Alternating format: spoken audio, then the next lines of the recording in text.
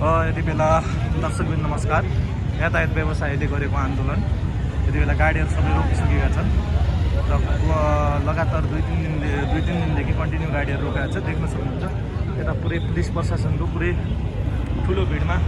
पुलिसहरू आइसक्नु भएको छ र उहाँहरू यति बेला यो चाहिँ हामी बस पार्कमा छ। लोकनभेलीको बस पार्कमा जसरी अहिले यातायात व्यवसायहरूको सबै जसरी रोकेका छन् उहाँहरू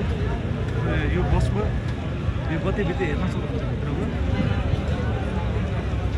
यो यातायात व्यवसायको र अन्य साथीहरू पनि थुप्रै यति बेला गाडीहरू नचलेको बसहरू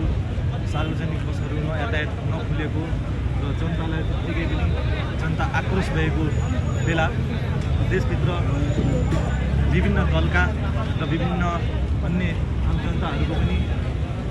यसरी अहिले सडकमा आन्दोलन भइरहेको अवस्था तपाईँहरूले देखिरहनु भएको छ र त्यो विशेष त्यो आन्दोलनले गर्दा चाहिँ एकदमै जनताहरू आक्रोश भइसकेका छन् र जनताहरू आक्रोश हुनुको मेन उद्देश्य के छ भने चाहिँ देशभित्र जसरी यो देशभित्रको व्यवस्था छ त्यो व्यवस्थापनलाई जबसम्म त्यसको व्यवसायभित्रको त्यो पात्रलाई